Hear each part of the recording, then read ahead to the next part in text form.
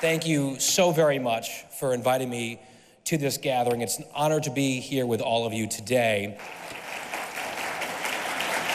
My name is Guy Benson. I'm the political editor and a political commentator and a radio host, as you just heard. I appear on national news programs. I reside here in the DC area.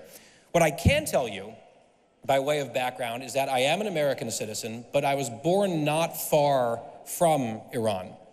I arrived in the Middle East to American parents just over half a decade after a group of fanatics tragically seized control of your beloved homeland. My father has relayed stories throughout my life about the terrible days, for example, of the Iran-Iraq War and the very real threats Americans faced when we were living in that region. Many of those threats, of course, were traceable to the regime in Iran. I also mention it because I find it fitting and inspiring that so many of the important leaders of your movement are women, indeed one particularly remarkable woman.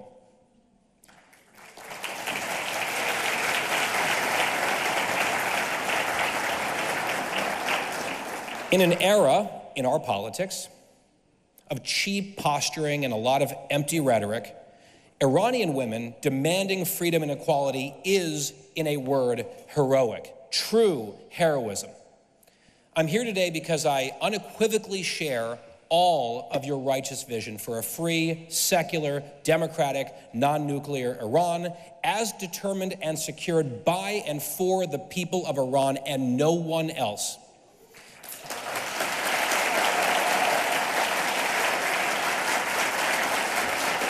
I believe that hope, real, justified, urgent hope, is warranted in this moment. Since October 7th, 2 years ago, the world has realized that the head of the snake of terrorism lies in Iran and has also seen the utter weakness of the Iranian regime, as well as the desire of the Iranian people to reject that regime and seek freedom. The regime has been exposed as a paper tiger. Or rather, the regime has exposed itself as a paper tiger. They are the architects of their own humiliation. While the exposure of this weakness on a global stage has been vital as a geopolitical breakthrough, I also pray that that embarrassment to the regime echoes and is echoing powerfully among the people who have been oppressed by that regime for so long. A regime that abuses them, imprisons them, tortures them, murders them, and for what? To steal and spend untold resources on a nuclear program that has been dealt a massive, crippling blow, on terror proxies that are falling and collapsing like dominoes. Their propaganda is also imploding. Their bravado has been punctured. So for all the evil that you have witnessed and your loved ones have witnessed through the years, through the decades, and that the world has seen over the last 2 years in particular, these have been catastrophic strategic blunders by the regime. Not swapping one form of tyranny for another, mind you. Others have spoken to that, including the Speaker. There's no appetite for that. There should be no interest in the West for that.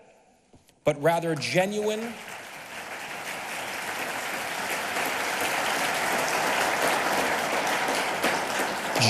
self-determination, something that we take for granted in this country. We have no idea sometimes how fortunate we are, and we should be inspired by the sacrifice of people in your country who are striving for what we have. This is what free people everywhere must wish for the oppressed people all across the globe. Anyone who professes to stand for human rights or for women's rights or fighting against tyranny, I believe among those people, it is a moral requirement to speak out against the regime in Iran and on behalf of the people of Iran. On behalf of those who are oppressed and intimidated and assaulted and executed for supposed crimes as decreed by an evil, illegitimate cabal that rules through fear and without the consent of the governed.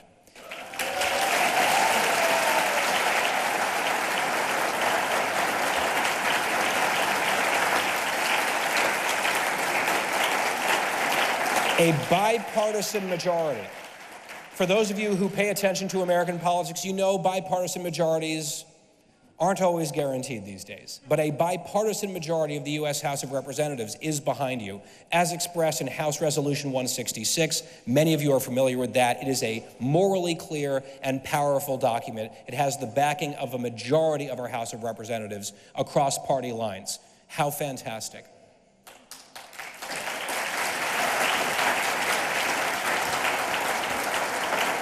Nothing in life and nothing in history is permanent. I'm sure that through the decades since 1979, some critics have urged dissidents, and people like you, members of the Iranian diaspora, to just maybe move on. Resistance is futile. That has certainly been the message from the regime. The despots have always counted on despair and indefinite submission achieved through coercion. And to your immense, eternal credit, you've never acquiesced. You've never given that submission to them. The submission that they demanded, you have refused. One must never merely shrug or surrender to complacency, especially as it relates to something about which one cares deeply. You all have never stepped aside. You have never walked away. You have never disengaged. And now, after so many years of setbacks and anguish and death, I don't think it's an overstatement to say that the tide has turned.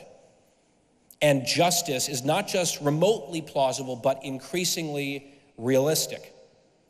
So my parting prayer is this: that in our lifetimes, we will gather together again for precisely this sort of conference. And we won't do it here in Washington, D.C. We won't do it in New York. We won't do it in Paris. We won't do it in Brussels. We will do it in a free, thriving Tehran.